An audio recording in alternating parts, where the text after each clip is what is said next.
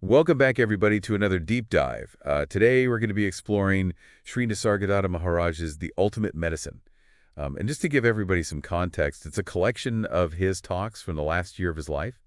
Pretty incredible stuff, really gets into consciousness, self-realization, the nature of reality. Yeah, what's interesting about Maharaj is he doesn't really sugarcoat anything. He's very direct, and he really challenges you to think about your everyday assumptions about who you are and what's real. Yeah, definitely. I mean, it's not just like spiritual jargon. We actually have Robert Powell, who's a scholar of Eastern religions, editing the transcripts. And we even have a foreword by a medical doctor, Peter Medill. So it's this really interesting blend of perspectives. Yeah, and that speaks to, I think, the universal appeal of his teachings, right? He's addressing these fundamental questions that I think we all kind of grapple with at some point in our lives. Yeah, for sure. Like, who am I really? What is this reality I'm experiencing? And Maharaj just kind of jumps right into these questions. He states that our sense of individual self, that EM-ness we all feel, is actually an illusion. Yeah, it's a pretty powerful statement, and he explains it with a really simple analogy. So imagine a slice of bread. A slice can only exist as part of a loaf, right? Yeah, for sure. So Maharaj says that our sense of self is similar. It depends on our body and mind. And so if the body goes, that limited sense of me goes with it. So you're saying it's like our limited sense of self is dependent on something temporary, just like that slice of bread is part of that loaf. I mean, that's kind of a radical idea, isn't it? It is, and it kind of ties into this whole concept of Maya, which is often translated as illusion. And so Maharaj is saying the way we typically perceive the world, like this separate self in a world full of all these objects and events, that's not the ultimate truth. So then how do we break free of this illusion? Well, Maharaj really emphasizes the importance of direct experience over intellectual understanding. And he talked about his own kind of realization of the limitations of I-amness. And it wasn't through, reading books or following rituals. It was this direct insight, this shift in perception that kind of changed everything. That's really fascinating. I mean, it makes you kind of question everything you thought you knew about reality. So if our sense of self is an illusion, then what is the true nature of reality? Well, Maharaj says that true reality is beyond names, forms, concepts. It's not something you experience with your senses or grasp with your mind. It's what you are, the ground of all being. Okay, I think I understand. But, I mean, that sounds pretty abstract. How do we even begin to understand something that's beyond concepts? Well, Maharaj uses some Sanskrit terms here like Parabrahman and Brahman, which can sound kind of intimidating, but they're pointing to something quite simple. So think of Parabrahman as the ultimate reality, the absolute, like the vast, limitless space in which everything exists. Okay, yeah, I can kind of picture that. And what about Brahman? Well, think of Brahman as like the universe as we perceive it, with all of its forms and qualities. It's still a part of that ultimate reality, like a wave is part of the ocean, but it's not the whole picture. Interesting. So how do we get from experiencing this, limited illusory reality to realizing the truth of Parabrahman? Well, Maharaj is very clear that it's not about achieving something in the future or following some sort of prescribed path. He even dismisses traditional spiritual practices as ultimately reinforcing the illusion of a separate self. Wait, so he's saying that all those spiritual paths are useless? Well, he's not saying they're useless. He's challenging us to kind of question whether they're pointing us in the right direction. Remember that quote we were talking about earlier? Paths are creations within the scope of knowledge. Therefore, paths and movements cannot transport you into reality because their function is to enmesh you within the dimension of knowledge while the reality prevails prior to it. Wow, yeah, that's a pretty powerful statement. So if it's not about following paths, then what is it about? Well, he's pointing us to something more fundamental, something that's already present within us, the vital force, or prana. And that leads us perfectly into the next part of our deep dive. Okay, so we've established that Maharaj sees our sense of like EM-ness as an illusion, and that true reality is, something beyond our usual way of perceiving things. So where does this vital force, this prana, fit into all of this? Yeah, prana, it's such a fascinating concept. It's often translated as like breath or life force, and Maharaj connects it directly to consciousness itself.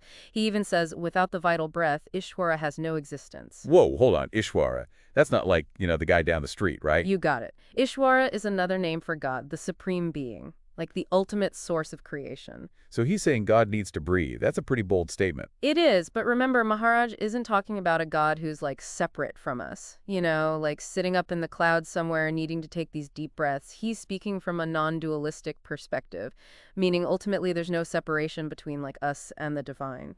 Okay, I'm starting to see where this is going. So it's not just about like my individual breath, but about a universal life force that flows through everything, connecting us all. Exactly. And Maharaj points out that this vital force is working through us constantly in like everything we do, every thought we have, every action we take. Every experience is an expression of prana. Okay, that makes sense. But if this vital force is always operating, then why don't we see it? Why aren't we all just like walking around in a state of blissful enlightenment all the time? Well, that's where the illusion of the separate self comes in. We get so, identified with our thoughts, our emotions, our stories about who we are, that we miss that underlying reality of this vital force, pulsing through us. It's like we're so focused on the waves that we kind of forget we're part of the ocean.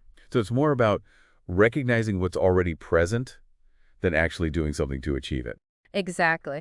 And this kind of brings us back to Maharaj's perspective on liberation. He's not talking about reaching some, far off state of enlightenment. It's about realizing the truth of what you are right here, right now. But realizing that truth just seems so difficult, and we're caught up in that illusion of a separate self. Yeah, and that's the challenge. Maharaj doesn't offer an easy solution. He doesn't give us like, a set of steps to follow or, specific techniques to practice. In fact, he often critiques traditional spiritual practices as potentially reinforcing the illusion of a separate self, the very thing that we're trying to transcend. Wait, so he's saying meditation, yoga, all of that, it could actually be holding us back? He's not saying it's like inherently bad, but he wants us to be aware of the potential pitfalls.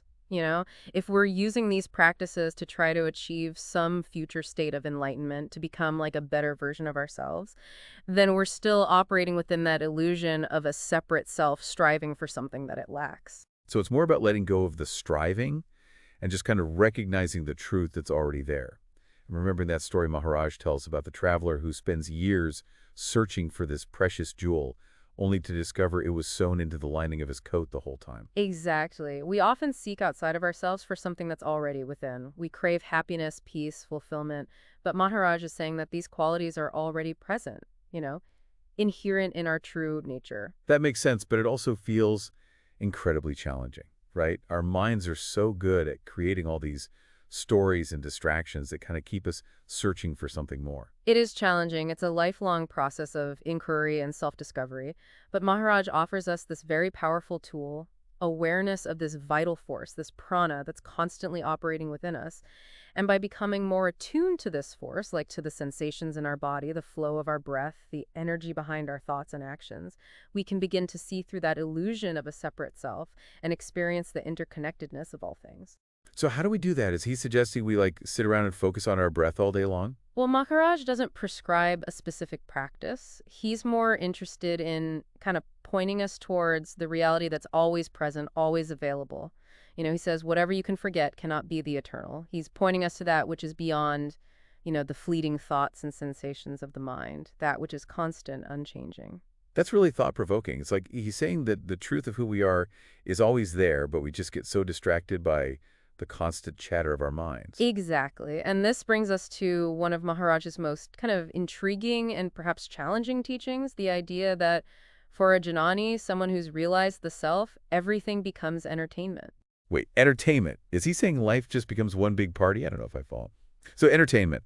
We left off with this idea that like everything is entertainment for a Jnani, someone who has realized the self. I mean, it sounds kind of, I don't know, flippant when you first hear it, right? Like, is he saying that we should just like ignore suffering and pretend everything is fun and games? Yeah, I mean, I can see why that might be your first reaction, but I think it's important to remember that Maharaj isn't denying the reality of difficult experiences, pain, loss, grief. These are all part of the human experience. Right, of course. So then what does he mean by entertainment? Well, think about how we typically react to like challenging situations, right? We get stressed, anxious, frustrated. We resist what's happening, and that resistance is actually what creates suffering. Yeah, that's definitely true for me. I am like a professional at resisting uncomfortable feelings. But Maharaj is suggesting that for our Janani, there's a different way of kind of relating to experience. They don't cling to the idea of a separate self who's being, harmed or threatened. They kind of see through that illusion and experience life with a sense of detached observation, almost like watching a movie. Oh, okay. So it's not that they don't feel anything, but they're not caught up in the emotional drama of it all. Exactly. There's a sense of spaciousness and freedom in their experience. They're able to meet each moment, even the difficult ones, with a sense of curiosity, even humor. Think about it like this. If you're watching a movie and like a character experiences some kind of tragedy, you might feel empathy, but you don't get lost in their suffering. You recognize it as part of the story and you're able to appreciate the film as a whole. That's a really helpful analogy. So it's like the Janani is able to see the bigger picture, like the cosmic play of life, without getting caught up in all the individual storylines. Yeah, and that's where the entertainment comes in. It's not about seeking pleasure or avoiding pain. It's about finding a sense of joy and wonder in the unfolding of experience itself, in all its complexity and all its contradictions. So even if we haven't reached that, that level of realization, is there something we can learn from this idea of entertainment? Absolutely. I think Maharaj is inviting us to kind of question our habitual reactions to life's ups and downs. What if, instead of resisting or clinging, we approach each experience with a sense of open curiosity? What if we allow ourselves to be surprised, even delighted by the unexpected twists and turns of life? I mean, that's a pretty radical shift in perspective. It's like saying, bring it on, universe, let's see what you got. Exactly. And it doesn't mean we become passive or indifferent. We can still take action. We can still make choices. We can still pursue our goals. But we do it from a place of inner freedom, knowing that our happiness isn't dependent on, external outcomes.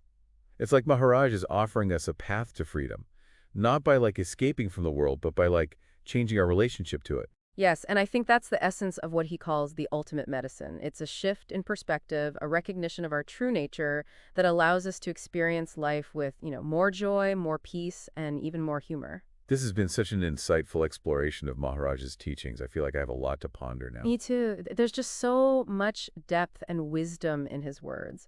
It's a journey of self-discovery that can really unfold for a lifetime. For our listeners who are intrigued by what we've discussed today, I highly recommend checking out some of Maharaj's other works.